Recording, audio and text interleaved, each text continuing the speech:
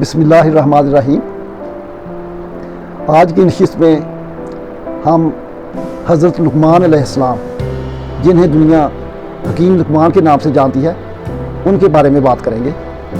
ان کا دور کون سا تھا، وہ کس علاقے میں پیدا ہوئے، اس کے علاوہ ان کی ایج، ان کی عمر کتنی تھی، اور ان کے کام جو ہیں وہ کون کون سے ہیں۔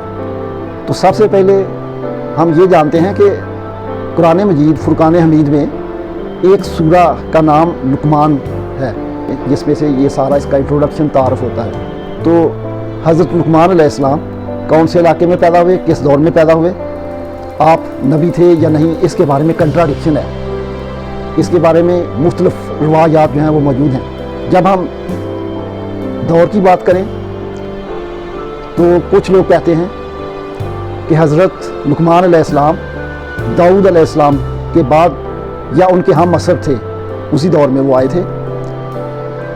اس کے علاوہ کچھ لوگ جو ہیں وہ یہ کہتے ہیں، یہ روایات میں ہے، احادیث میں ہے، مفکرین یہ بات بتاتے ہیں کہ حضرت ابراہیم علیہ السلام سے اوپر چوتھی نسل میں حضرت لقمان علیہ السلام موجود تھے، یعنی عاد کی اولاد میں سے تھے، قوم عاد میں سے تھے، اور ابراہیم علیہ السلام سے چار جو ان کی اگر ہم دیکھیں تو چار نسلیں اوپر جو تھے وہ ان کے موجود تھے۔ اس کے علاوہ کچھ لوگ آپ کو نبی مانتے ہیں اور کچھ لوگ جو ہیں وہ آپ کو اچھا انسان مانتے ہیں، نبی نہیں مانتے۔ جب علاقے کی بات کرتے ہیں تو کچھ لوگ جو ہیں وہ کہتے ہیں کہ وہ حبشہ میں رہتے تھے، سوڈان کے علاقے میں رہتے تھے۔ ان کا حلیہ بیان کرتے وقت کہتے ہیں کہ ان کا رنگ جو تھا وہ بلیک تھا، اور ان کے نین نقش جو تھے وہ حبشیوں والے تھے، اور کچھ لوگ یہ کہتے ہیں کہ وہ عرب میں تھے۔ بہرحال جو بھی بات ہو، یہاں پر اچھا ان کی عمر کے بارے میں بھی کنٹراڈکشن ہے۔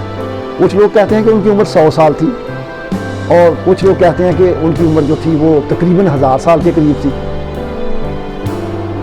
تو اس میں اگر ہم غور کریں،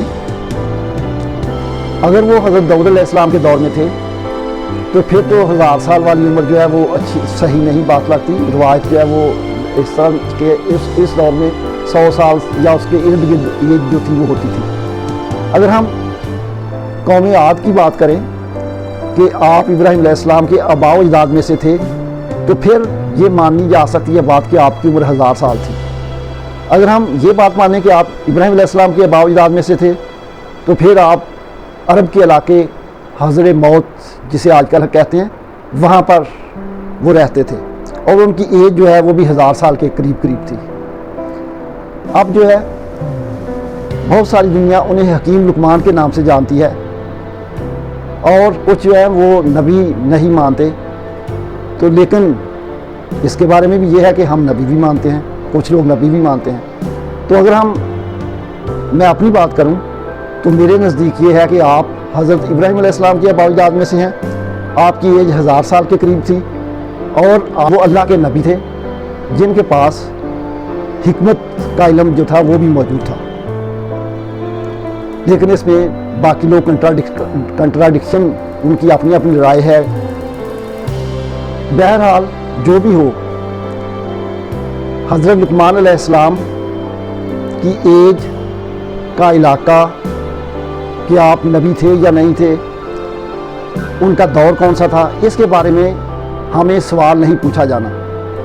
ہم یہاں پر یہ بات کو ایک طرف رکھ کر ہم یہ بات کرنا چاہتے ہیں کہ حضرت لقمان علیہ السلام نے دنیا کو کیا دیا، انہوں نے دنیا کو کیا بتایا، کہ ان کی تعلیمات جو ہیں وہ کیا ہیں، ان سے ہمیں کیا حاصل ہوتا ہے، یہ بات قابل ذکر ہے۔ تو جب ہم یہ بات کرتے ہیں تو لقمان علیہ السلام کا ذکر قرآن مجید میں موجود ہے، ایک سورہ آپ کے نام سے ہے۔ تو آپ نے معاشرت کے اصول جو ہیں وہ بتائے ہیں، انفرادی معاشرت، عائلی زندگی کے بارے میں باتیں بتائی ہیں۔ ایک فرد ایک سوسائٹی میں کیسے زندہ رہے، کیا کرے، کیا کام نہ کرے، اس بارے میں جو ہے وہ باتیں موجود ہیں۔ بلکہ ایک پورا جو سورہ لقمان ہے اس میں دیا ہوا ہے کہ آپ نے اپنے بیٹے کو جو واضح نصیحت کی تھی وہی باتیں جو ہیں وہ موجود ہیں جو کہ ایک فرد کے لیے ضروری ہیں. ایک گھر میں آدمی جو ہے ان باتوں پر عمل کرے تو وہ اللہ کا دوست بن سکتا ہے.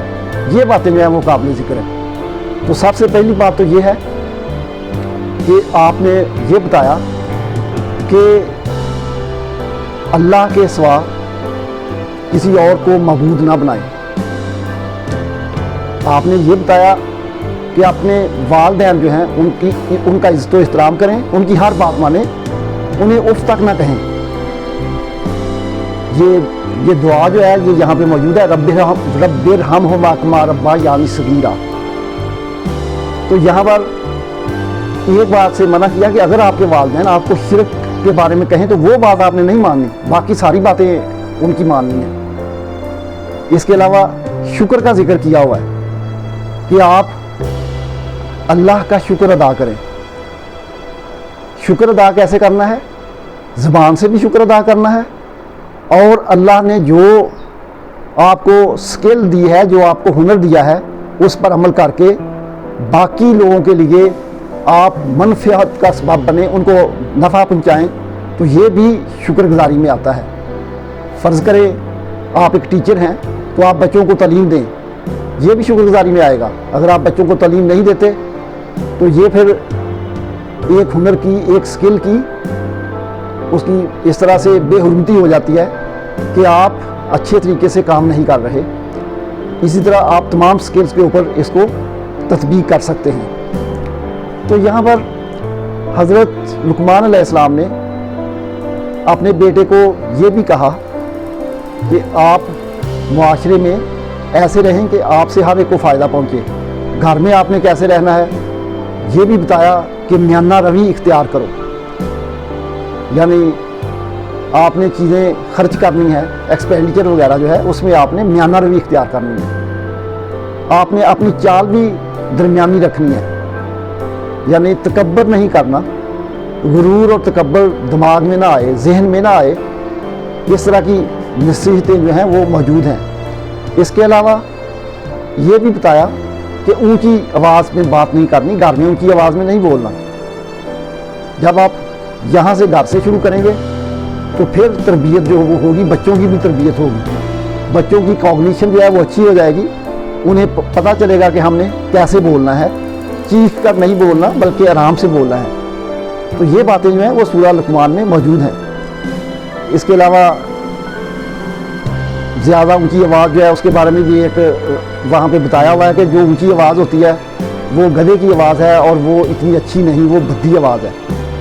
گویا کہ سورہ لقمان میں معاشرت کے تمام اصول موجود ہیں, اور اس میں جسے میں عام طور پر معاش اور معاد کہتا ہوں, دونوں رول یہاں پہ موجود ہیں. معاد کے بارے میں بھی ہے کہ جب آپ ان پر عمل کریں گے تو آخرت میں آپ کا حساب اچھا ہوگا اور آپ کو جنت بھی ملے گی. یہی معاش ہے, رہنے کا طریقہ, کہ آپ معاشرے میں کیسے رہتے ہیں, آپ سوسائٹی میں کیسے رہتے ہیں, آپ کی وجہ سے لوگوں کو کیا فائدہ ہوتا ہے, آپ سے کوئی ناراض تو نہیں ہے, آپ کی وجہ سے کوئی پریشان تو نہیں ہے, تنگ تو نہیں ہے. یہ ساری باتیں جو ہیں وہ یہاں پہ موجود ہیں. آپ کو حکیم لقمان کے نام سے جانا جاتا ہے. حکمت کا درس آپ نے دیا, ایک شکر گزاری کا اور ایک حکمت کا. اور حکمت یہ ہوتی ہے دنائی, ہر کام میں دنا بن کر اچھے طریقے سے ڈیسیژن لینا, اچھے طریقے سے مینجمنٹ کرنا. تو یہ بھی حکمت ہی ہے. اور اگر ہم اسپیسیفک میڈیسن کی طرف جائیں جو کہ ہماری بر صغیر کی حکمت ہے, تو اس سے یہ ہے کہ جو جڑی بوٹیاں ہیں ان کا فوائد اور ان کا علم, اور یہ ایک اسپیسیفک نالج ہے. اسے ہم باٹنی کا نالج بھی کہہ سکتے ہیں, پودوں کا نالج, پودوں کا علم. تو باٹنی کا علم جو تھا ان کے پاس, یا اسے ہم آج کل اکنامک باٹنی بھی کہہ سکتے ہیں, وہ بھی ان کے پاس تھا. اور یہ بھی ایک معاشرے میں رہنے کے لیے ضروری ہے کہ لوگ ان کے پاس ایک علم ہے اور اس علم کی بنا پر وہ لوگوں کو فائدہ دے رہے ہیں, وہ لوگوں کو بتا رہے ہیں کہ آپ یہ کرو اور یہ ایسے نہ کرو, کھانے پینے کے اصول بتا رہے ہیں. اگر کوئی خدا نہ خواستہ کوئی بیماری آ جائے تو اس کو آپ نے کیسے ٹیکل کرنا ہے. تو یہ بیماری جو ہے وہ فلاں جو چیز ہے وہ آپ کھا لیں, پھل کھا لیں, فروٹ کھا لیں, کوئی جڑی بوٹی ہے اس کا قہوہ پی لیں. تو یہ ساری باتیں جو ہیں وہ ان کے پاس تھیں. کہا جاتا ہے کہ جب وہ کسی جڑی بوٹی کے پاس سے گزرتے تھے، کسی ہرب کے پاس سے گزرتے تھے، پلانٹ کے پاس سے گزرتے تھے، تو پلانٹ جو ہے وہ اپنی خصوصیات انہیں بتاتا تھا۔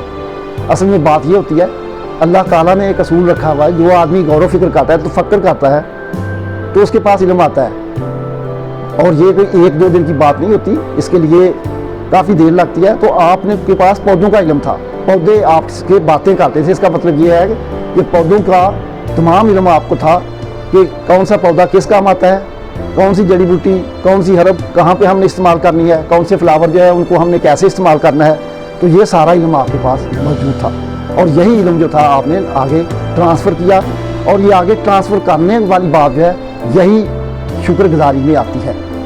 اگر آدمی کے پاس علم ہو اور وہ اس کو استعمال نہ کرے، لوگوں کو نہ بتائے، تو یہ ناشکری کی بات ہوتی ہے۔ تو آپ نے لوگوں کو بتایا، ایک تو شرک نہ کریں، اللہ کی عبادت کریں، اس کے علاوہ شکر کریں، اور لوگوں کے کام آئیں، لوگوں کے ساتھ آپ نے کیسے مل جل کر رہنا ہے، یہ ساری باتیں جو ہیں وہ آپ نے بتائی ہیں۔ تو ہم یہ بات ان کی بدولت اللہ تعالیٰ نے ان کو یہ نالج دیا، اور انہوں نے اپنے دور میں اپنے دور کے تمام لوگوں کو یہ نالج دیا تھا، وہ بتایا تھا۔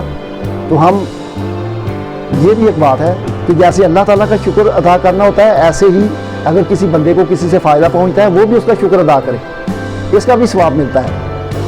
تو جیسے انہوں نے یہ کام کیا تھا، تو ہم بھی ان کو خراج تحسین پیش کرتے ہیں، ایز اے بوٹینسٹ، ایز اے حکمت کا علم رکھنے کی وجہ سے، کہ انہوں نے حکمت کا علم جو ہے وہ ان کی وجہ سے دنیا میں جو ہے وہ پھیلا ان کے بعد۔ اور ایک بات آخر پہ یہ بھی بتاتا چلوں کہ جیسے پہلے 10,000 سالہ دور میں حضرت آدم علیہ السلام کے بعد ادریس علیہ السلام جو تھے وہ معاشرت کے بانی مانے جاتے تھے، ان سے سارے معاشرت کے قوانین جو ہے وہ اخذ کیے گئے یا انہوں نے بنائے تھے۔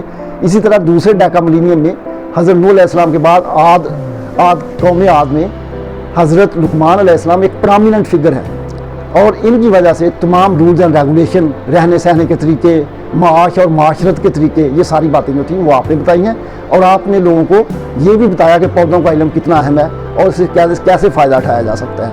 تو چونکہ میں بھی باٹنی کا اسٹوڈنٹ ہوں، اور ایز اے بوٹینسٹ میں ان کو خراج تحسین بھی پیش کرتا ہوں کہ انہوں نے پوری دنیا کو یہ علم جو ہے وہ بتایا، اور نبی کے حوالے سے تو ان کی عزت اور ان کا مقام جو ہے وہ تو اپنی جگہ پر ہے۔ اگر کوئی نہ بھی مانے تو حکمت کے لحاظ سے ان کا مقام جو ہے وہ بہت قابل ذکر ہے۔ آپ بھی اس کے بارے میں غور کریں، اپنے کمنٹس دیں کہ آپ کا کیا خیال ہے، ان کا دور کون سا ہے، یہ ساری باتیں جو ہیں، لیکن ان کا آپ کے ایمان کے ساتھ تعلق نہیں ہوگا۔ جو انہوں نے باتیں بتائی ان پر عمل کرنا جو ہے وہ ہمارے ایمان میں اضافہ کرے گا، اور ان کا جو علم ہے اس کو پھیلانا، اس سے دنیا کو فائدہ پہنچانا، یہ بہت ثواب کا کام ہے۔ شکریہ۔